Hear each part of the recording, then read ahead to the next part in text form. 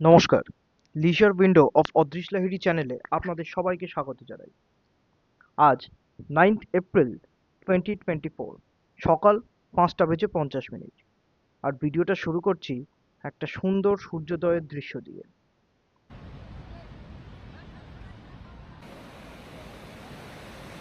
সমুদ্র সৈকতে বেশ ভিড় রয়েছে, আর তার মধ্যে আমি ভিজে বালির ওপর দিয়ে গিয়ে সমুদ্রের জলের শীতল স্পর্শ নিলাম।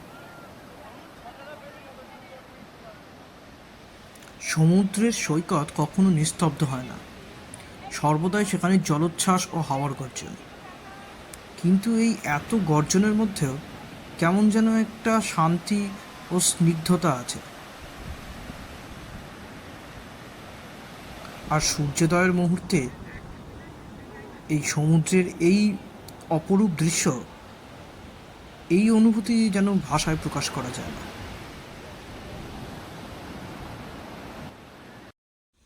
এখন সন্ধে 7:30। পুরী সৈকতে যে সান্ধ্যকালীন বাজার বসে সেখান থেকে কিছু জিনিস কিনে আমরা যাচ্ছি জগন্নাথ মন্দিরের দিকে। পুরীর সান্ধ্যকালীন বাজারের দৃশ্য কিছুটা এই রকম। আর রাস্তার ধারে বসে গেছে সমস্ত খাজার দোকান। আর এই খাজা, আর আজকে যেহেতু এই ট্রিপের জন্য পুরীতে আমাদের শেষ রাত, তাই বাড়ি ফেরার আগে একবার জগন্নাথ মন্দিরের দর্শন করতে যাচ্ছি। তাই আজকে সেই মুহূর্তে ক্যামেরা বন্দি করে নেব। এখন আমরা যে রাস্তা দিয়ে যাচ্ছি সেখানে পুরীর সমস্ত সাবেক হোটেলগুলি আমরা দেখতে পাচ্ছি। চলে এলাম স্বর্গদ্বার মোড়ে, যেখানে মহাপ্রভুর মূর্তিটি রয়েছে। আর এই মহাপ্রভুর মূর্তি হলো পুরীর একটি বিখ্যাত ল্যান্ডমার্ক। পাশেই দেখতে পাচ্ছি সেই নীলাচল হোটেল, আর এর পেছনেই হচ্ছে পুরীর সেই পবিত্র শ্মশানঘাট। এখন আমরা চলে এসেছি পুরীর জগন্নাথ মন্দিরের, আর এবার আমরা দেখাবো জগন্নাথ মন্দির। এই এসে গেলাম, দর্শন করে নিন জগন্নাথ দেবের মন্দির। এখন চলে এসেছি জগন্নাথ মন্দিরের সামনে। মন্দিরের ভেতরে যাওয়ার আগে আমরা মোবাইল ক্যামেরা সব কিছু জমা দিয়ে তারপরে আমরা ভেতরে ঢুকেছিলাম। আর এই সামনে যেটি দেখছেন এই হলো মন্দিরের মুখ্য প্রবেশদ্বার বা সিংহদুয়ার যাকে বলা হয়। আর মন্দিরে ঢোকার আগে অবশ্যই হাত ও পা ধুয়ে ঢুকতে হবে, আর তার জন্য জলের বন্দোবস্তও আছে। জগন্নাথ মন্দিরে ভগবান বিষ্ণু পূজিত হন জগন্নাথ রূপে। তার সঙ্গে পূজিত হন মাতা সুভদ্রা দেবী ও বলভদ্রদেব। এই মন্দিরে ভগবান বিষ্ণু মা লক্ষ্মীর রন্ধনশালায় প্রস্তুত করা খাদ্য ভোজন করেন। এই রন্ধনশালা নিয়েও রয়েছে অনেক লোককথা, কাহিনী ও রহস্য। জগন্নাথ মন্দির প্রাঙ্গণে রয়েছে মা বিমলার মন্দির, যা হলো একটি সুপ্রসিদ্ধ সতীপীঠ। আগে যারা পুরী এসেছিলেন তারা অবশ্যই জানেন যে মন্দিরের গেট পর্যন্ত এখানে টোটো বা অটো পাওয়া যেত, কিন্তু এখন এই করিডোর হয়ে যাওয়ার কারণে এখানে রিক্সা, টোটো, অটো কিছুই ঢুকতে দেয় না। বেশ অনেকটা আগেই আপনাকে নামিয়ে দেবে, সেই বাকিটা পথ কিন্তু আপনাকে হেঁটে আসতে হবে মন্দির পর্যন্ত, আর অনেক ঘুরে ঢুকতে হবে।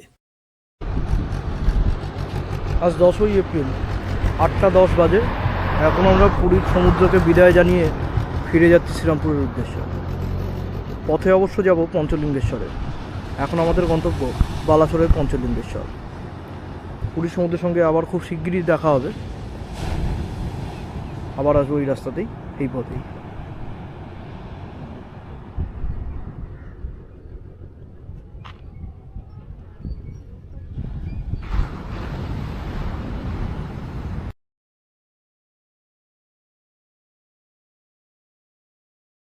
পুরীকে বিদায় জানিয়ে আমরা এখন যাচ্ছি বালাসোরের পঞ্চলিঙ্গেশ্বরের উদ্দেশ্যে। আর যে রাস্তা দিয়ে যাচ্ছি এই রাস্তাটির নাম হচ্ছে নবকলেবর রোড। এই নবকলেবর রোডের নামকরণ হয়েছে সদ্য 2015 সালে ঘটে যাওয়া নবকলেবর উৎসবকে কেন্দ্র করে। এখন যাচ্ছি পুরীর নবনির্মিত বাস টার্মিনাসের পাশ দিয়ে। সামনে দেখছি প্রচুর ম্যাজিক গাড়ি রয়েছে, হয়তো এই যানবাহনই ভরসা বাস টার্মিনাস থেকে পুরীর মূল শহরে প্রবেশ করার জন্য। পাশে অবশ্য একটি ক্যাফেটেরিয়াও রয়েছে। 2015 সালে জগন্নাথ দেবের শেষ নবকলেবর হয়েছে।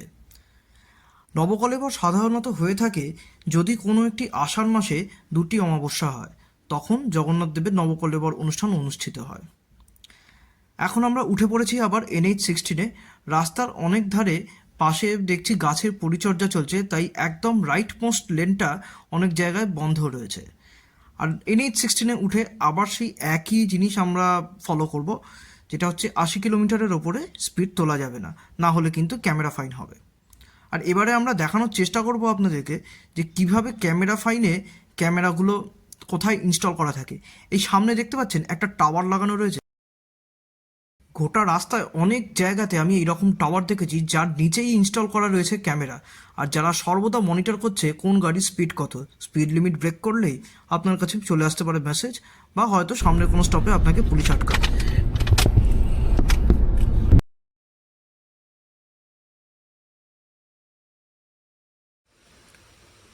আবার চলে এলাম সেই মহানদীর ব্রিজের ওপরে, আর মহানদীর এই সড়ক ব্রিজের পাশেই রয়েছে রেল লাইনের ব্রিজ। এপ্রিল মাসে মহানদীতে কিন্তু এখন খুব একটা বেশি জল নেই, হয়তো বর্ষাকালে এই নদী ফুলে ফেঁপে উঠবে। এই নদী কিন্তু বেশ অনেকটা, তাই সময় লাগলো আমাদের ঠিক 10 মিনিট এই নদী পার করতে। পুরী ঢোকার সময় আমরা যখন ভদ্রক থেকে কটক আসছিলাম তখন কিন্তু অনেকটা রাত হয়ে গেছিল, তাই ভদ্রক থেকে কটকের রাস্তায় যে সুন্দর কিছু প্রাকৃতিক দৃশ্য ছিল সেগুলো আমরা ক্যামেরাবন্দি করতে পারিনি, যেহেতু অন্ধকার ছিল। তাই ফেরার সময় এর কিছু মুহূর্ত আমরা আপনাদের জন্য রেখে দিলাম। পাশে রয়েছে অসংখ্য ফুল গাছ আর প্রচুর ছোট ছোট পাহাড় রয়েছে। আমি জানি না ক্যামেরায় কতটা দেখাতে পারছে, এই রাস্তার কিন্তু একটা আলাদা বিউটি রয়েছে, যা মধ্যে দিয়ে গাড়ি চালাতে কিন্তু সত্যিই ভালো লাগছিল। প্রচুর ফুল গাছ লাগানো হয়েছে আলাদা করে, যাতে এই রাস্তার সৌন্দর্য আরও বৃদ্ধি পায়।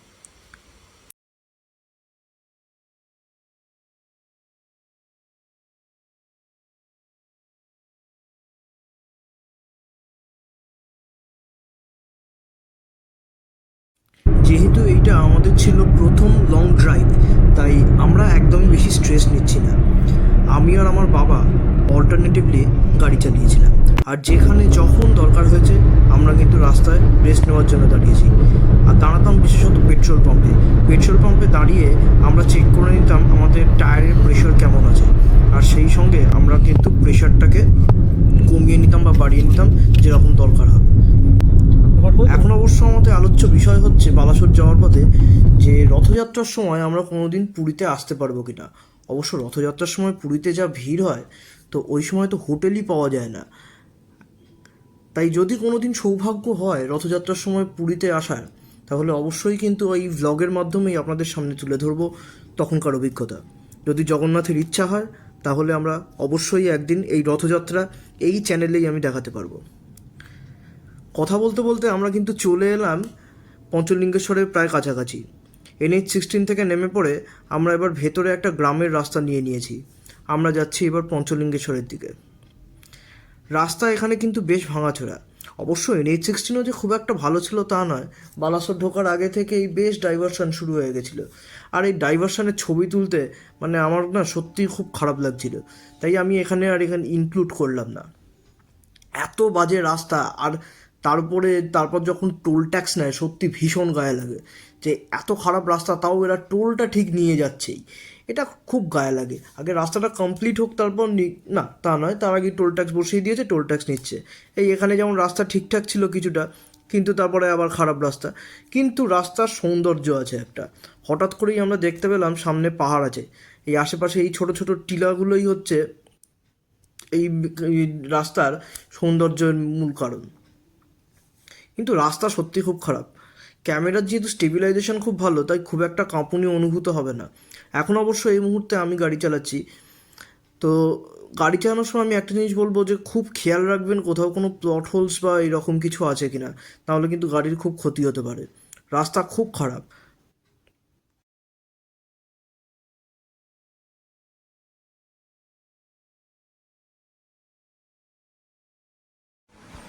এই ভাঙাচোরা রাস্তা দিয়ে এই সুন্দর দৃশ্য দেখতে দেখতে আমরা পৌঁছে গেলাম পঞ্চলিঙ্গেশ্বরের তোরণের কাছে বা পঞ্চলিঙ্গেশ্বর গেটের কাছে।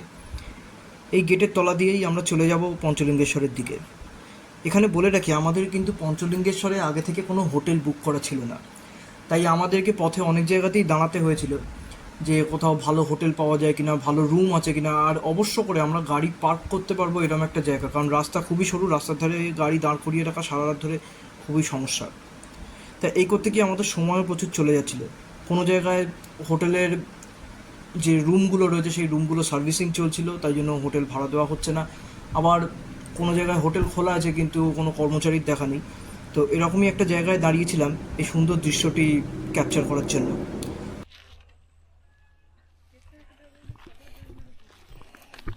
এখন আমরা সবাই মিলে যাচ্ছি পঞ্চলিঙ্গেশ্বর মন্দিরের উদ্দেশ্যে।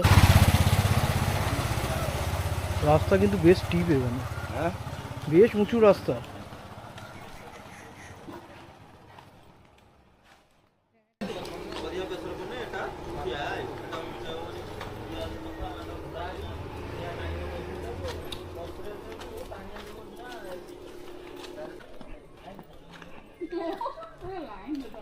বেশ সুন্দর জায়গাটা। এই পুরী ট্রিপে এবার সমুদ্র পাহাড় দুটোরই দর্শন হয়ে গেল, আর তার সঙ্গে ট্রেকিংটাও হয়ে গেল। সমুদ্রে খালি স্কুবা ডাইভিংটা হয়ে গেলেই ভালো ছিল, পুরীতে স্কুবা ডাইভিং হয় না। ঠিক আছে, এখানে পাহাড়ের সঙ্গে সঙ্গে ট্রেকিংটাও হয়ে গেল। আমরা যে হোটেলটাতে উঠেছি তারপর থেকে কিন্তু গাড়ি নিয়ে যাওয়া বন্ধ। তখন কিন্তু আপনাকে গাড়ি একটা পার্কিংয়ে রেখে তারপর আপনাকে পঞ্চলিঙ্গেশ্বরে উঠতে হবে। তো আমাদের হাতে কিন্তু সময় ভীষণ কম। এখানে গিয়ে শুনলাম যে কিছুক্ষণের মধ্যেই মন্দির হয়তো বন্ধ হয়ে যেতে পারে, তাই যত তাড়াতাড়ি সম্ভব আমরা এগিয়ে চলাম মন্দিরের দিকে। পঞ্চলিঙ্গেশ্বর মন্দিরের গেট, 311টা সিঁড়ি।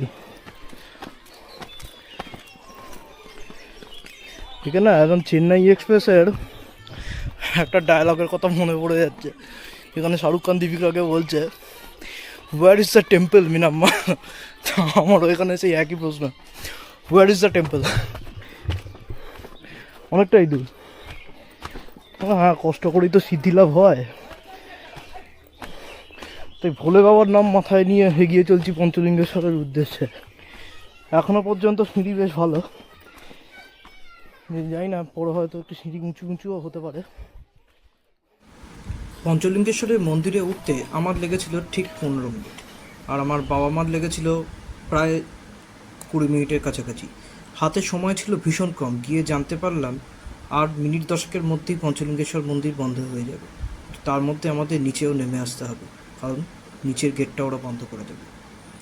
তাই মন্দিরে ঢুকে আমরা যত তাড়াতাড়ি সম্ভব দর্শন করে দিলাম মহাদেবের। আর পেছনে একটা ত্রিশূল।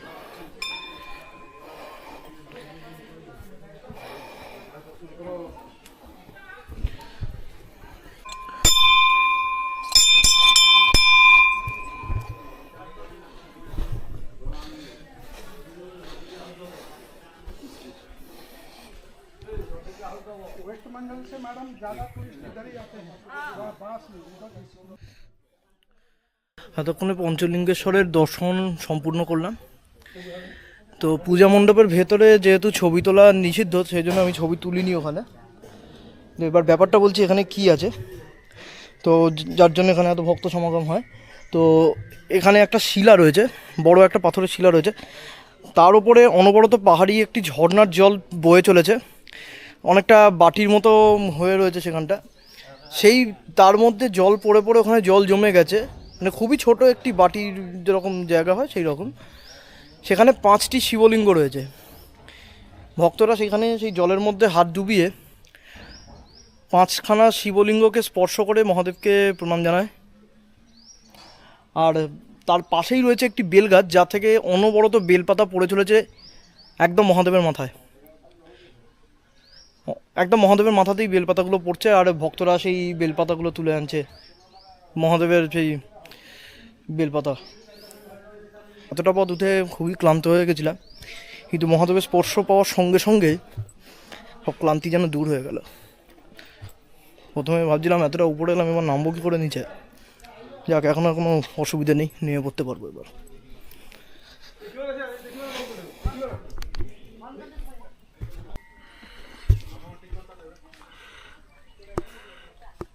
আমি এখন নামার সিঁড়িতে চলে এসেছি। নিচে দেখতে পাচ্ছেন একটা জলের ধারা বয়ে গেছে। এই জলের ধারা কিন্তু পঞ্চলিঙ্গেশ্বরের 5টি লিঙ্গকে স্পর্শ করে এই তলা দিয়ে নামছে। আর নিচে কিন্তু এরকম পুরো গিরিখাত, এখানটা পুরো পাহাড়ে একটা বিশাল খাদ, ওই দূরে একটা ভ্যালি দেখা যাচ্ছে।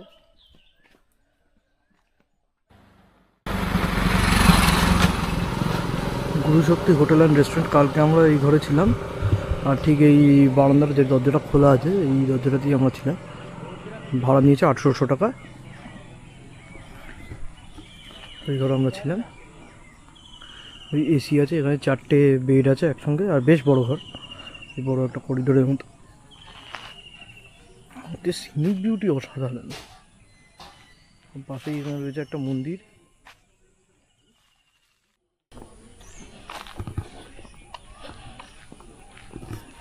সিনিক বিউটি সত্যি অসাধারণ। এখানে একরকম হলুদ ফুলের একটা গাছ রয়েছে, গাছ ভর্তি হলুদ ফুল, আর নিচে এরকম হলুদ ফুল পড়ে রয়েছে।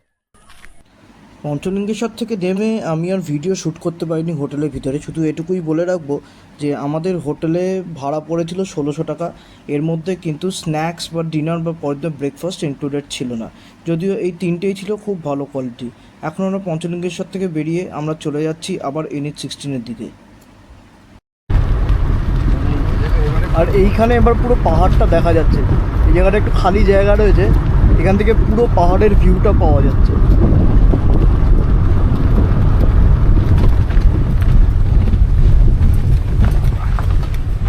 রাস্তার অবস্থা খুবই খারাপ, মাঝে মাঝে ভাঙাচোরা রাস্তা রয়েছে। অফরোডিং বলা যাবে কিনা জানো, অফরোডিং হলে তো একদম পুরো ফেঁকো রাস্তা রয়েছে। ছোটোখাটো অফরোডিং বলা যায়। তবে আর একটা জিনিস দেখলাম, এখানে এই এলাকায় কিন্তু লোকের জীবিকা বলতে এখানে শুধু চাষবাস নয়, এখানে কিন্তু প্রচুর ইট ভাটা আছে। এই লালমাটি থেকে কিন্তু ইট তৈরি হচ্ছে। এখানে অনেক জায়গাতেই দেখলাম যে ইট ভাটার চিমনি রয়েছে, আর পরপর লরি বেরিয়ে যাচ্ছে ইট নিয়ে। এই যেমন এইখানে একটা ইট ভাটা রয়েছে,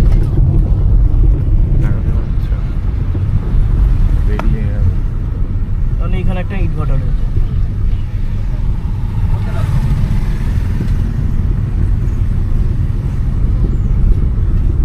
পেছন দিকে চলে গেল।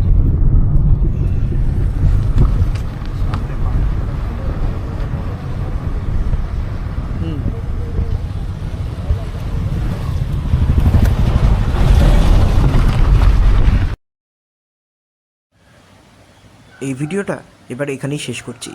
পুরীর যাত্রা আমাদের খুব ভালো কেটেছিল, কিন্তু ফেরার রাস্তায় আর বিশেষ কিছু উল্লেখযোগ্য না ঘটার কারণে সেগুলো আর আমি এই ভিডিওতে ইনক্লুড করছি না, কারণ ভিডিও অনেকটাই লম্বা হয়ে গেছে। তাই আপনাদের যদি এই ভিডিওটা ভালো লেগে থাকে তাহলে প্লিজ লাইক করুন, শেয়ার করুন, আর সাবস্ক্রাইব করতে একদম ভুলবেন না। আর যদি আপনারা আমাদের সাপোর্ট করেন তাহলে আরও অনেক নতুন গল্প নিয়ে আপনাদের কাছে আবার ফিরে আসতে পারবো বারবার। তাহলে আবার দেখা হবে নতুন একটি ব্লগে, নতুন একটি গল্প নিয়ে।